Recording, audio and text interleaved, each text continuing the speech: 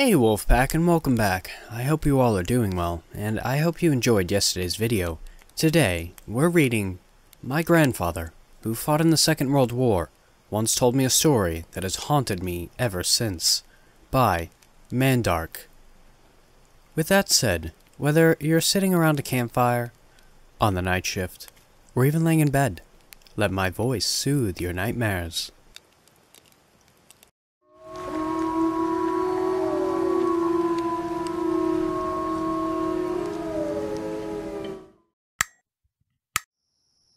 My grandfather was an exceptional man, born in crushing poverty. He took to a life of crime in his teenage years before straightening up and joining the British Indian Army, where he served with distinction.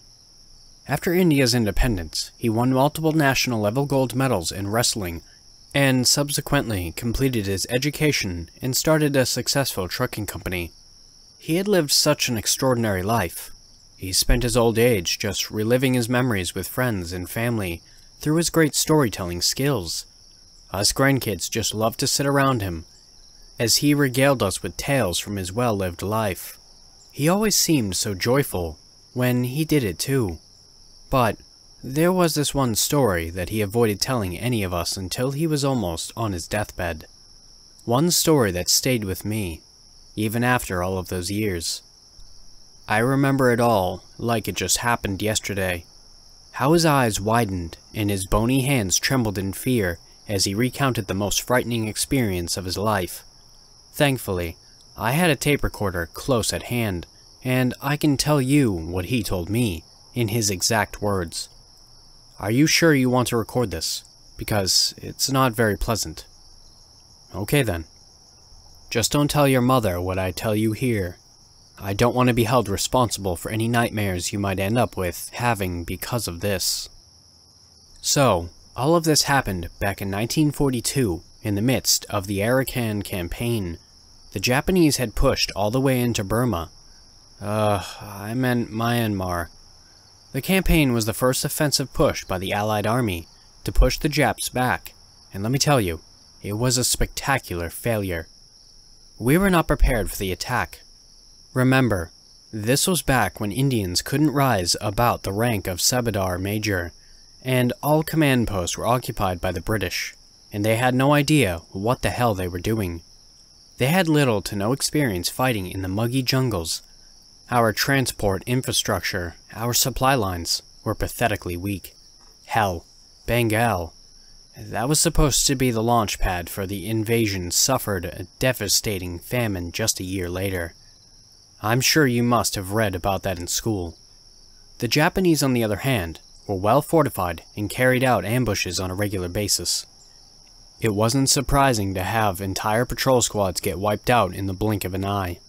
The attackers would suddenly appear out of the shadows and disappear before help could arrive. It was terrible. We were on edge all the time. Every branch that snapped, every leaf that rustled, got our fingers pushing against the trigger of our rifles. Compounding all that were the harsh conditions. We were far more likely to be killed by disease than war. The food we ate was barely enough to keep us on our feet. The threat of malaria and dysentery always loomed large. Snakes, spiders, and other insects larger than anything we'd ever seen crawled on our emaciated bodies as we slept.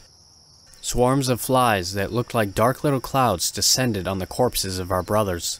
It was hell. We were permanently covered in layers of dirt. Rains lashed the forest at an alarming frequency, turning the weather so humid it felt like our skin was starting to melt. The repeated spells of rain pretty much destroyed our communication lines, and the ground had turned so boggy that some soldiers had gotten stuck in them, right up to their thighs. It was so bad that, at times, command structure had completely broken down, and disorganized chunks of the army were operating almost independently from each other. It was in such a situation that nightmare appeared in our lives. One of the worst aspects of fighting in the jungle was the psychological warfare. The Japs would kidnap our soldiers, torture them for information, brutalize them beyond what should be humanely acceptable, and then sent them back, barely clinging to life, We could never save them, and I think that was the point. To watch our comrades, our brothers in arms, waste away in front of us while our meager medical supplies could do nothing to help them. But that wasn't the worst of it. You see, the only thing they delighted in doing was using our soldiers as bait to draw the rest of us out. They would torture our soldiers to the brink of death and tie them up to a tree, usually in a clearing, and hide in the forest. If we went out to help, they would pick us off from the trees. All we could do was just stay hidden and listen to the agony-filled death throes of our fellow soldiers. Wait till the last drop of life was slowly squeezed out of them as they cried out for their mothers. It was one such incident that changed everything. Or, at least, an incident that looked deceptively like the nightmare that we had gotten used to. James Weevil, a distant relative of Archibald Weevil, the then Commander-in-Chief of the British Indian Army, and later Viceroy, was in charge of us. He was the one who sent us out on patrol that day. There were about a dozen of us, cutting our way through the jungle when we heard the screams. You see, in the forest, it's actually quite hard to track down the source of a loud noise like that. If someone screams, it feels like it's coming from everywhere, like the woods are echoing the sound and speaking to you themselves. But not this time. Instinctively, almost on a primal level, we knew where the screams were coming from, and almost as if in a daze, we gripped our guns tight in our hands and followed. And more likely, we were led there, if that makes any sense. It didn't take us long to find the man who was screaming. He was dressed in Indian Army fatigues, or at least the trousers. His shirt was torn and hanging from his shoulders. He was... God, this is hard. He was tied to a tree, and had his hands on his stomach, trying to push down his intestines that were spilling out like thick, bloody little ropes. And his screams, it's like I can still hear them. Like they're still making my ears ring. The pain in those screams, I could feel it in my bones. I began walking towards him before I even realized what I was doing. I felt a hand on my shoulder and was pulled back forcefully. I looked into the eyes of the man who pulled me back. They were wide open. Alarmed, like he knew something was seriously wrong here. He shook his head slowly, warning me not to go ahead, even as that man continued to scream. I gulped and nodded. We spread out into the woods with our guns drawn, keeping each other in sight, to brace ourselves for the Jap ambush. I winced as twigs snapped underneath my boots. I realized I was afraid. Not of the Japanese presumably hiding in the trees somewhere close to us. No. But the wounded man in front of us. It was bizarre.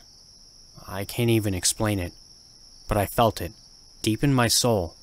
Every fiber of my being was screaming at me to run away. To keep running until I left this man far behind me.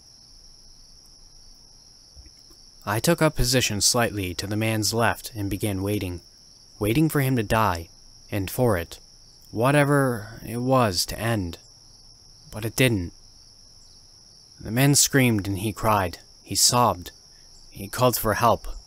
But he just didn't seem to die. Minutes turned into hours and the sun began dipping beneath the horizon. But he kept on screaming. We stood rooted to our spots, unable to move, as if mesmerized by the strange performance. The moon climbed up into the sky, and the man's blood began gleaming under the white light and beamed down on him. But he still didn't die. My legs were aching, my neck was stiff, and I could hear someone to my right crying softly in terror. It was like we knew that it was not that man, but we who were about to die. And then it happened. He stopped crying. Then the world was plunged into silence. And I do mean complete silence. We couldn't hear anything. Anything at all. No birds, no crickets, no leaves rustling in the wind. We couldn't even hear ourselves breathing. It was like the forest itself was holding its breath. And then, the man got up. He easily tore off the rope holding him in place and jumped up on his feet. His intestines hung limply from his belly, which looked like someone had punched a hole through it. Shit. Half his gut was gone, just straight gone. I could see straight through it. No man can live through an injury like that, let alone be completely fine like he seemed to be. You know how scared I am right now? Do you see how my hands are trembling, even after all these years? Just thinking about that night. So, you can imagine how terrified I was when that man glared at me. His eyes shot up to mine, like he knew where I was. Like he'd always known where I was. There was such malice in his eyes, I almost passed out from the fear. And then, he screeched. It was loud and shrill, like thousands of babies screaming into our ears. I remember quaking in my boots just looking at that hateful snarl on his face. He began running towards me with these big, loping strides, covering half the distance within seconds. Thankfully, that sudden burst of motion had restored my sense, and I started running away from him. I dropped my gun, my backpack, and I just bolted. I leapt over small rocks and overgrown roots, ducked under branches, waded through thickets, stumbling in the dark, but kept on running.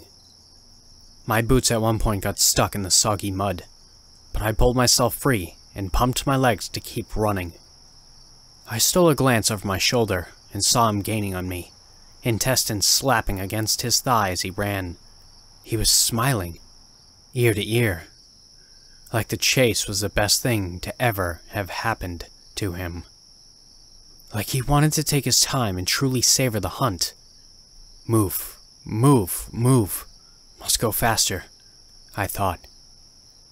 I heard screams behind me, accompanied by loud tearing and squelching sounds. He was ripping the patrol squad apart, one by one, and soon it was going to be my turn. My lungs were on fire, each breath a desperate act of survival. My legs were starting to wobble. I knew I wouldn't last much longer. I couldn't outrun him, but I could hide.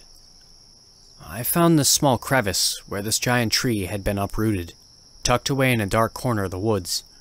I scrambled for the tiny hole and cloaked myself in the shadows. I wasn't even thinking about snakes or some other venomous creature waiting for me in the dark. I just wanted to get the hell away from that thing.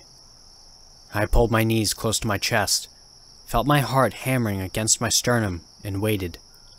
Waited for the thing to find me and put an end to it all. I heard his footsteps, slow, deliberate. Felt the leaves shift and crunch underneath his bare feet. Then he began whistling. It was oddly melodious, like a bird singing an ode to the forest. I heard the fallen tree creak as he stepped on it and glided towards me. Dark drops of blood came crashing down on the ground inches from my feet. He called for me in my mother's voice. She had been dead for over 5 years by that point.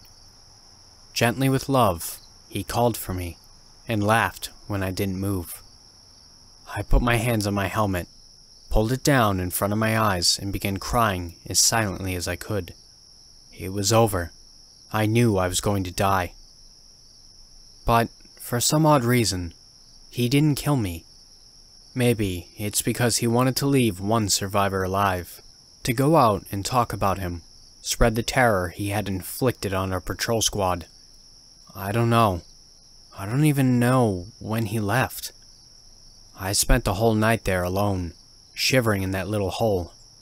Even when the sun had come up and bathed the forest floor with light, I still refused to come out. Such was the extent of my fear. It wasn't until another patrol came across me that I felt safe enough to come out. They had to carry me back on a stretcher.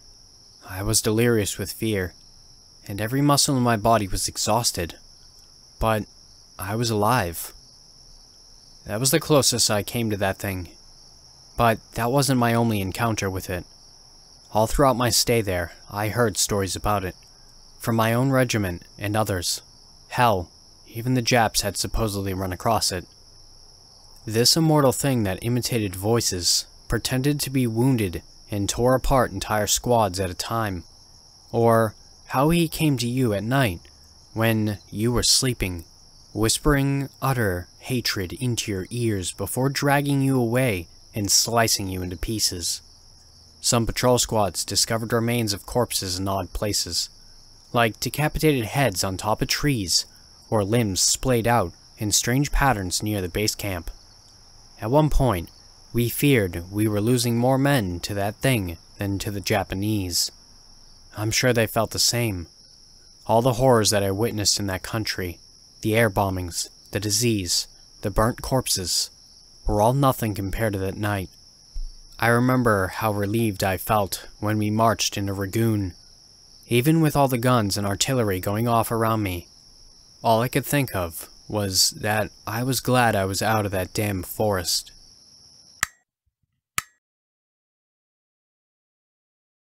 Thanks for listening, Wolfpack. If you want to submit your own story, the links for my email and subreddit will be down below. I've also created a Discord, so if you want to join that, the link will be in the description down below as well. Don't forget to like, share, and subscribe. And with that said, have beautiful nightmares, and I will see you next time.